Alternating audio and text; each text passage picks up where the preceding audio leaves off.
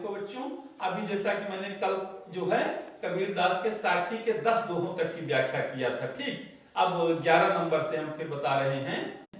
कबीर कहा गर्वियो ऊंचे देखी आवास, काल परियु हुई लोटड़ा ऊपर ही जामाए घास। कबीरदास कहते हैं कि हे मनुष्यों, ऊंचे ऊंचे भवनों को देखकर, ऊंचे ऊंचे महलों को देखकर अहंकार नहीं करना चाहिए। क्यों? काल परियु हुई लोटड़ा ऊपर जामाए घास, क्योंकि कुछ समय के पश्चात ये ऊंचे ऊंचे महल जमीन दोज हो जाएंगे, जमीन पर गिर जाएंगे और ऊपर जामाए घास, और उनके ऊपर घास पत्ती जम जाएगी, खरपतवार जम जाएंगे। कबीरदास कहते हैं कबीर कहा गर्वियो ऊंचे देखी आवास, काल परियु हुई लोटड़ा ऊपर जामाए घास। कबीरदास कहते हैं हे मनुष्यों, अपने ऊंचे ऊंचे भवनों को देखकर अहंकार नहीं करना चाहिए। क्यों?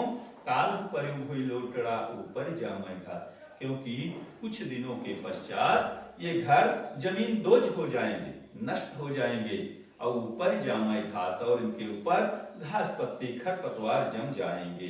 ठीक, अगला दोहा है, यह वैसा संसार है जैसा सिंबल फूल, दिन दस के व्यवहार को झूठे रंग न भूल।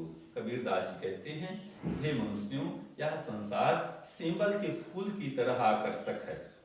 अब दिन यह वैसा संसार है जैसा सिंबल फूल, यह संसार सिंबल के फूल की तरह है, तो दिन दस के व्यवहार को झूठे रंग न भूल। इस संसार में हमको थोड़े से दिनों के लिए आए हैं, इस संसार में हम कुछ दिनों के लिए आए हैं, तो झूठे रंग न भूल। इस संसार के नश्वर पदार्थों को देखकर स्वयं को नहीं भूलना चाहिए। ठीक, ये सेमल का फूल का क्या होता है? सेमल का फूल देखने में बहुत ही आकर्षक होता है, लेकिन सेमल के फूल से ना तो सुगंध मिलती है, ना किसी ईश्वर को चढ़ाया जाता है, ना किसी काम का आता है। ठीक, तो उसी प्रकार से यह संसार हमारे किसी काम का नहीं है, बस ये देखने में बहुत ही सुंदर है, आकर्षक है।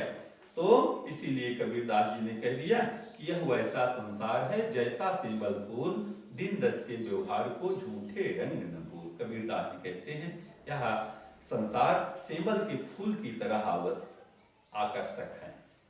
ठीक, अब दिन दस के व्यवहार को झूठे रंग न भूल। इस संसार में हमको कुछ दिनों के लिए हम आए हैं, तो झूठे रंग न भूल। इस संसार के नश्वर पदार्थों को देखकर हमें स्वयं को नहीं भूलना चाहिए। ठीक, अगला दोहा है, यही अवसर चेत्या नहीं, पशुजीव पाली देह, राम नाम जाना नहीं, अंत पड़ी मुख खे। इसमें कबीरदास जी ने बताया है कि जो मनुष्य को ये जन्म प्राप्त हुआ है, ये हमारे लिए बहुत ही सुंदर अवसर है। जीवात्मा के कल्याण के लिए, अपने स्वयं के कल्याण के लिए हमको एक अमूल्य अवसर प्राप्त हुआ है।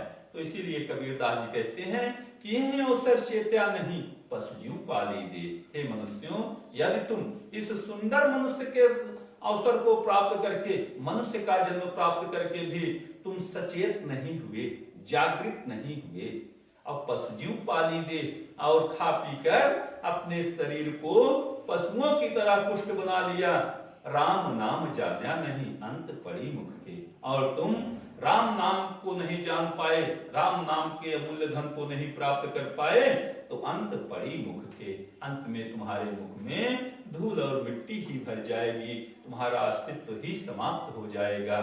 पुनः एक बार, यही अवसर चेत्या नहीं, पशुजीव पाली देह, राम नाम जाना नहीं, अंत पड़ी मुख खे। कबीरदास जी कहते हैं हे मनुष्यों, इस सुंदर अवसर को पाकर, मनुष्य का शरीर पाकर भी यदि तुम जागृत नहीं हुए और अपने शरीर को खूब खा पीकर पशुओं की तरह पाल पोस कर पुष्ट कर लिया, राम नाम जाना नहीं, अंत पड़ी मुख खे, और तुम राम नाम को नहीं जान पाए, तो अंत में तुम्हारे मुख में धूल मिट्टी ही भर जाएगी। ठीक, अब इसके बाद अगला दोहा जो है हम बता रहे हैं, कह रहे हैं, यह तन कांचा कुंभ है, लिया फिरे था साथ, ढबका लागा फूट गया, कछु ना आया हाथ। कबीरदास जी ने इस नश्वर शरीर के विषय में बताया है कि यह हमारा शरीर कच्चे घड़े के समान है, लिया फिरे था साथ, जिसको हम अपने साथ लेकर टहलते रहते हैं, ढबका लागा फूट गया, कछु ना आया। एक छोटे से ही झटके से ही या हमारा शरीर नष्ट हो जाता है, तो कछु ना आया, फिर हमारे पास कुछ भी शेष नहीं बचेगा, अर्थात हम नष्ट हो जाएंगे। तो पुनः एक बार सुनो, यह तन कांचा कुंभ है, लिया फिरे था साथ, धक्का लागा फूट गया, कछु ना आया। कबीरदास कहते हैं कि हे मनुष्यों, यह हमारा शरीर कच्चे घड़े के समान है, लिया फिरे था साथ, जिसको हम अपने साथ लेकर घूमते रहते हैं। कौन साथ लेकर घूमता रहता है? आत्मा। हमारी जो जीवात्मा है, ये इस मिट्टी के शरीर को अपने साथ लेकर टहलती रहती है। और धक्का लागा फूट गया, कछु ना आया। फिर एक छोटे से ही झटके से, एक छोटे ही झोंके से हमारा यह शरीर नष्ट हो जाता है, तो कछु ना आया, फिर हमारे पास कुछ भी शेष नहीं बचेगा। ठीक, आगे पुनः अगला दोहा है, कबीर कहा गर्वियो, देही देखी सुरंग, बिछड़िया मिलो नहीं, ज्यों का चली भुजंग। इसमें कबीरदास जी कहते हैं, हे मनुष्यों, अपने सुंदर शरीर को देखकर अहंकार नहीं करना चाहिए। कबीरदास जी कहते हैं, कबीर कहा गर्वियो, देही देखी सुरंग, हे मनुष्यों, तुम अपने सुंदर शरीर के रूप रंग को देखकर अहंकार नहीं करना चाहिए। क्यों?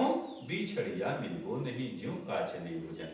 क्योंकि एक बार इस शरीर से बिछुड़ जाने पर पुनः यह शरीर नहीं प्राप्त कर सकते। उसी प्रकार से, जिस प्रकार से ज्यों का चली भुजंग, जिस प्रकार से केचुल से सर्प अलग हो जाता है, तो सर्प पुनः अपना केचुल नहीं प्राप्त कर पाता, उसी प्रकार से जीवात्मा यदि इस शरीर से निकल जाती है, तो पुनः जीवात्मा इस शरीर को नहीं प्राप्त कर पाती, इस शरीर में पुनः नहीं प्रवेश कर पाती है। इसीलिए अपने शरीर के रूप रंग को देखकर अहंकार नहीं करना चाहिए। पुनः एक बार बताते हैं, कबीर कहा गर्वियो, देही देखी सुरंग, बिछड़िया मिलो नहीं, ज्यों का चली भुजंग। कबीरदास कहते हैं, हे मनुष्यों, अपने शरीर के सुंदर रूप रंग को देखकर अहंकार नहीं करना चाहिए। क्यों? बिछड़िया मिलो नहीं, क्योंकि जीवात्मा एक बार इस शरीर से निकल जाती है, तो पुनः इस शरीर को उसी प्रकार से नहीं प्राप्त कर पाती, जिस प्रकार से सर्प से केचुल अलग हो जाता है, तो सर्प पुनः अपनी केचुल को नहीं प्राप्त कर पाता। ठीक बेटा, कबीर दास की ये पूरे पाठ की व्याख्या हमने बता दिया है। अब इस पाठ के जितने भी अभ्यास प्रश्न हैं, इसको तुम सभी सॉल्व करो। जो किसी भी प्रकार की समस्या आए, तो तत्काल जो है हमसे संपर्क करके उसका समाधान कर सकते।